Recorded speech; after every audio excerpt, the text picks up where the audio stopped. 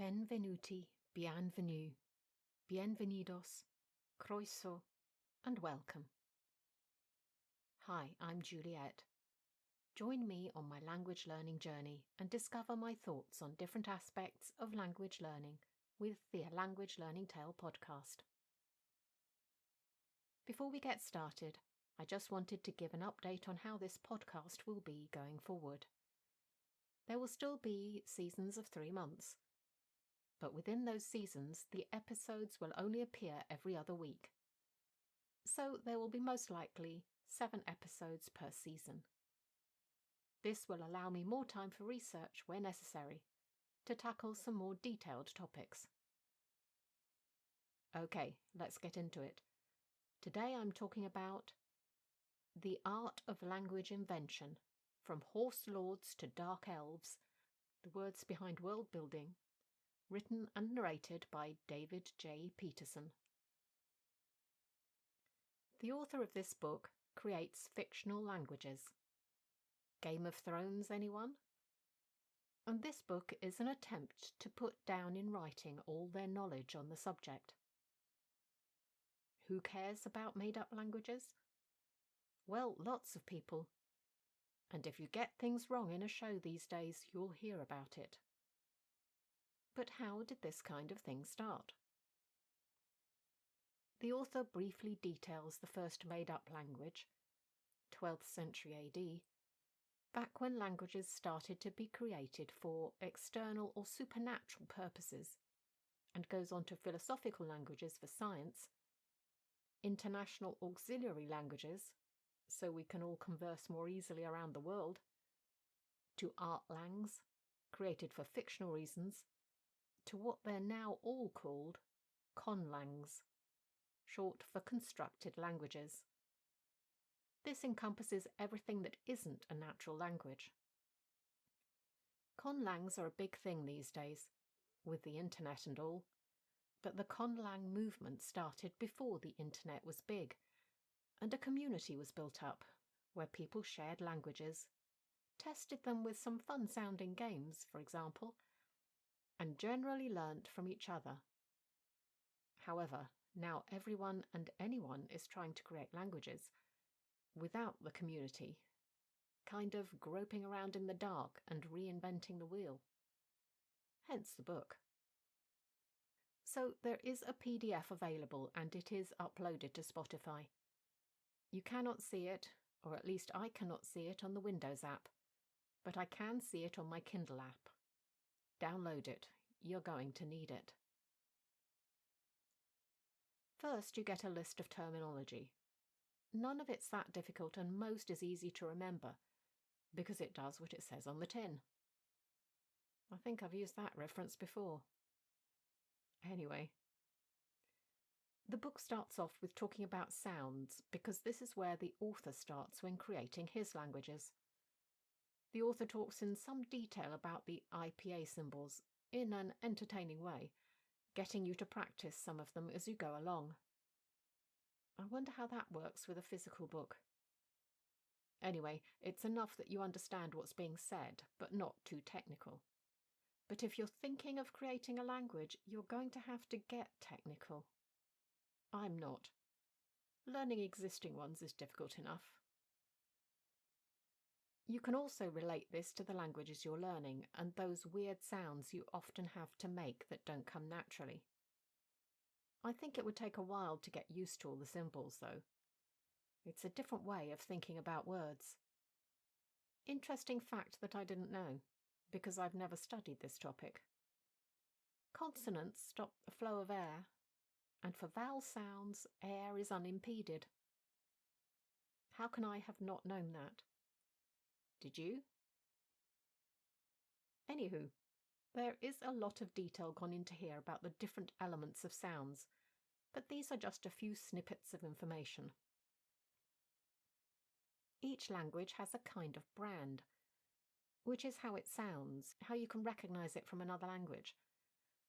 E.g., Italian and Spanish don't sound the same, although many of the words are very similar. Each language has norms, and words don't usually go outside those norms. I suppose you'd say they're regular.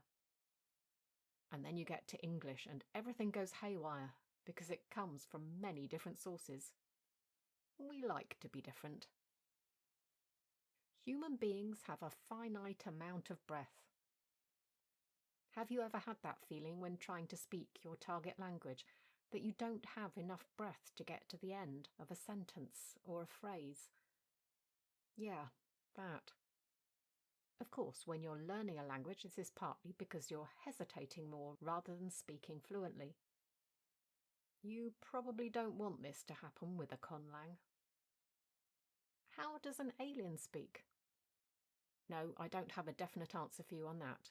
But do remember you have to design your alien first, or it might not be able to speak at all. The author discusses how he created the Dothraki language from Game of Thrones. Don't tell anyone, but I've never seen it. Which was interesting, because there were already words existing in the language that had to be worked around and sometimes changed. And as if that wasn't enough, there was the fact that readers of the books already thought they knew how to say the words. All differently, of course. I mean, we all say those weird fantasy names differently, don't we? We make up our own pronunciation rules. When you have actual language, that's even worse. Next, under the heading of words, have you ever wondered how all those lists of how many words are in a language are created? If my memory serves me right, on Wikipedia you can see the general type of word count it is. But when the author went through all the things for what may or may not count as a word, you could see it isn't as easy a topic as you might think. Methinks all those learn these 1,000 words and you can speak the language claims need to specify what constitutes a word to them. It was here too that I discovered what all those doubled up words in Italian are called. You know, like piano piano and Fuji Fuji. That's reduplication, and it enhances the meaning of the single word in some way. Reduplication. I looked it up again afterwards when editing this script, and it's not just duplicating the exact word. It can be two words that are almost the same, like hocus pocus and chit-chat, where you're repeating letters or sounds. I discovered that languages like Italian and Spanish, where you can drop the pronoun, and usually do, are called pro-drop languages. Well, that makes sense. And that the author believes there is nothing wrong with passive sentences. Okay, so you might not know what that's about, but in writing, one of the so-called rules is to try to avoid passive sentences wherever possible. I've been hearing that for years, and I do try to avoid it, but funnily enough, I've never really thought about it when writing in Italian. I guess that freed up my writing a little, if nothing else. Note to self, do not start thinking about it now. Also, the author references the fact that foreign languages always sound incredibly fast. Ain't that the truth? But that it is possible to create a conlang that doesn't, by adding as much information to the noun as possible. And no, that's not making those really long words like some languages have. It's much more complicated than that.